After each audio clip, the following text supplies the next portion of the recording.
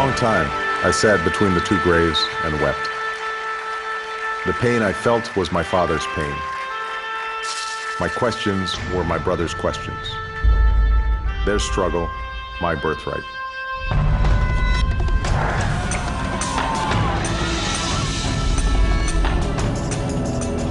Obama has a dream from his father, that the sins of colonialism be set right and America be downsized.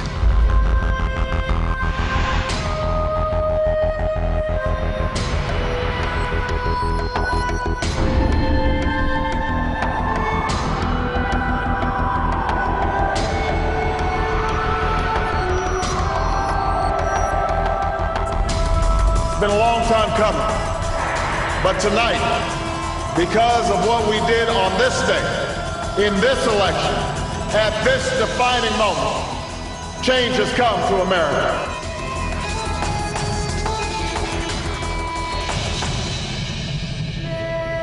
America has a dream from our founding fathers, that together we must perfect liberty, and America must grow so liberty grows. Which dream will we carry into 2016?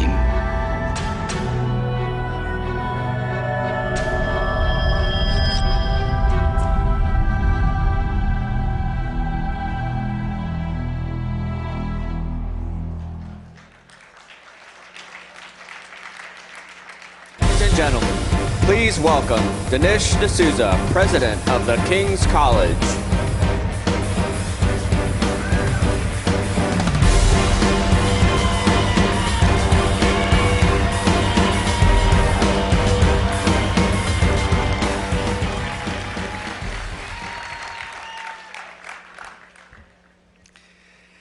Thank you very much. It's a real pleasure to follow Bobby Jindal. I want to welcome you all to Indian American Morning at CPAC. Woohoo!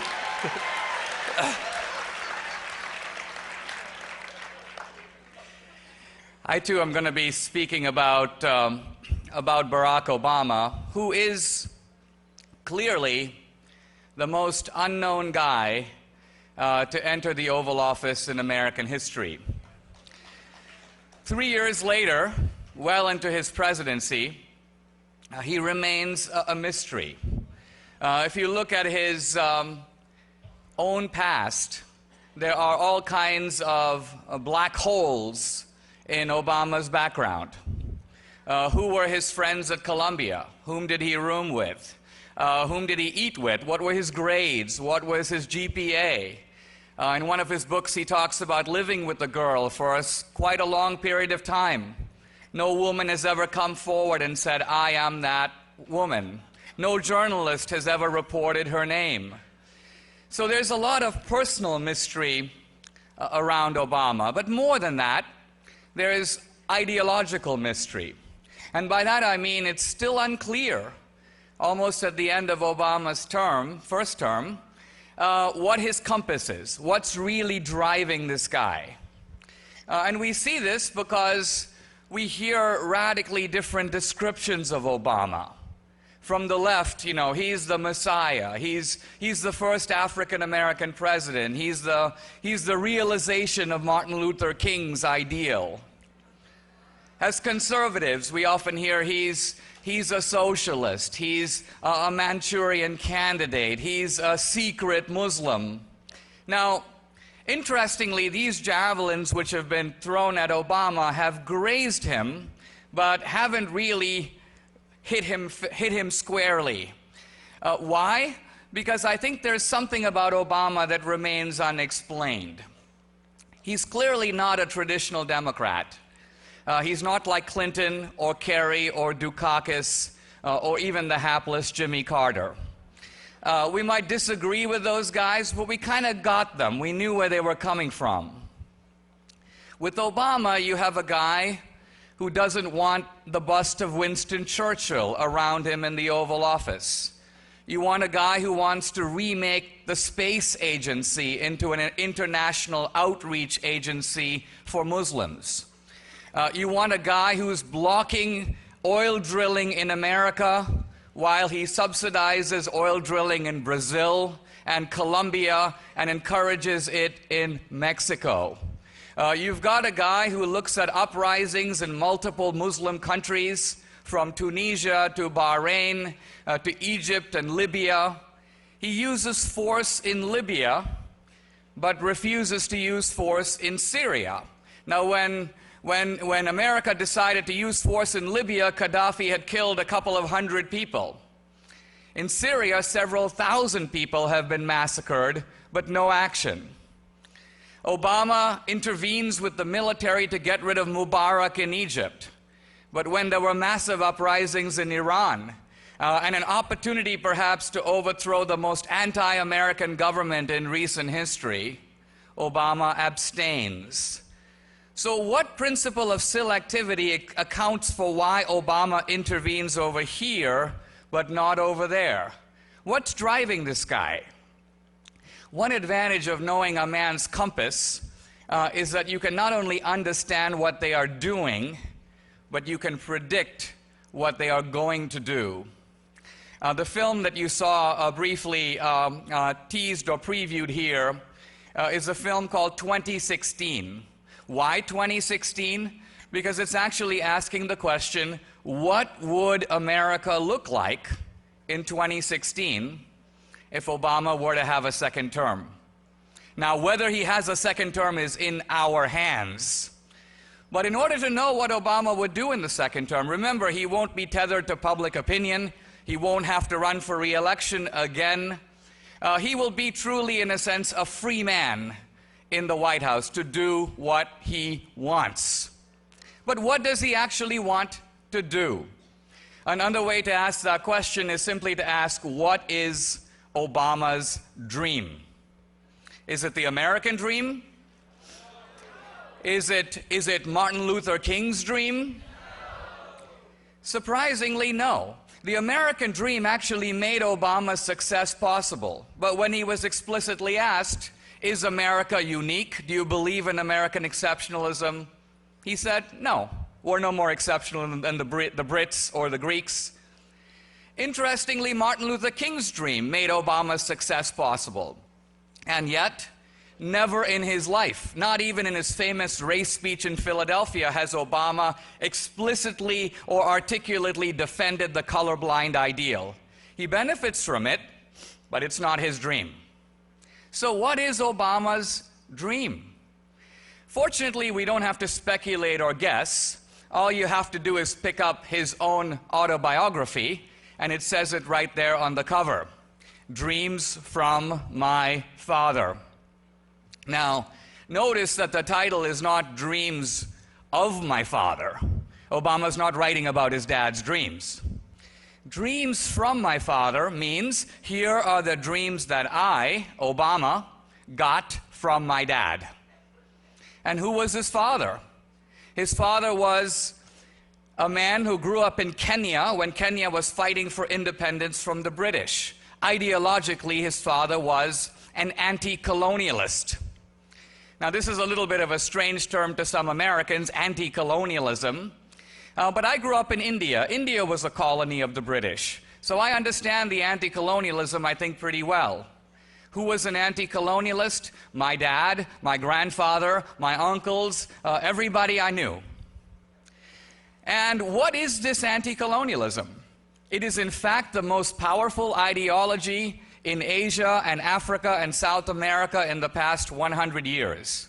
If you want to know why there's anti-Americanism around the world, it's not just because of Islamic radicalism. That would help to explain it in the Middle East. It's anti-colonialism.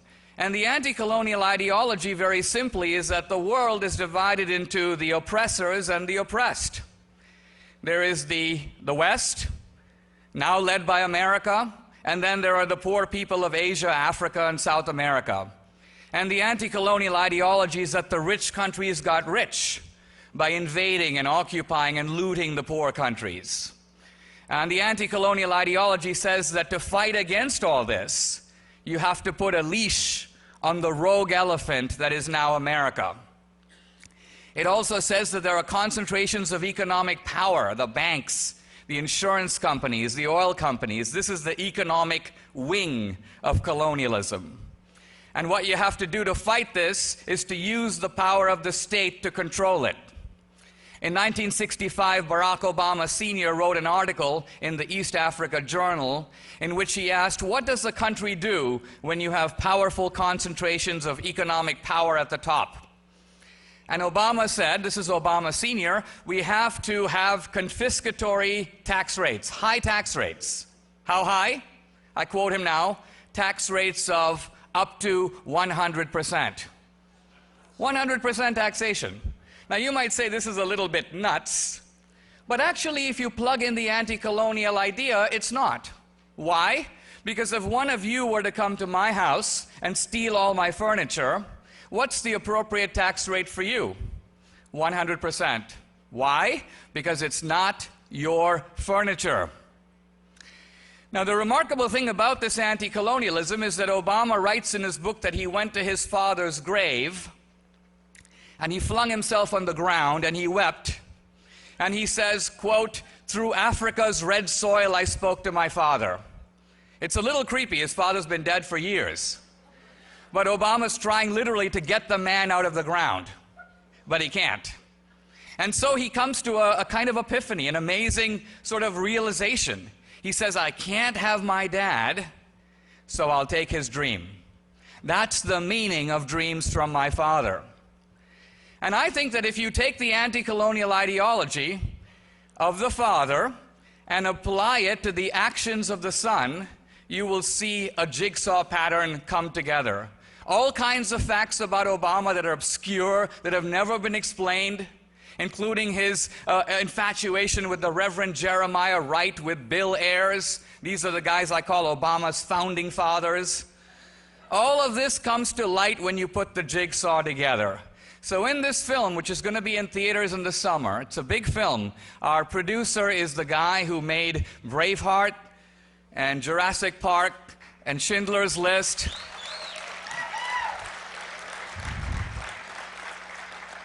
And this isn't just a kind of a hit job on Obama. I'm a college president, and the film is a journey into, in a sense, the heart of Obama. It's a journey in Hawaii and Indonesia and Kenya. And it's a way to figure out who this unusual man really is. He's often presented as a kind of multicultural embodiment of the American dream. And all of us try to project American history onto Obama. But in the process, we forget Obama's own history. I think if the American people knew who Obama really was, they would see that he is not an ordinary Democrat. Ordinary Democrats want to redistribute income in America. Obama wants to realign America in the world. That's a very different agenda. Now, he's going to be hard to beat, and as conservatives, we sometimes get weary. There's a saying in India, after crossing the mountain, more mountains. And as activists, I think you know the feeling. Nevertheless, I hope you'll come to see the film, talk to people about it. It's going to be an entertaining and eye-opening film. It's going to tell you things about Obama you don't know. And I think hopefully that it will give you the wherewithal, the information, the intellectual ammunition to contest what may be the most important election since 1980. Thank you very much.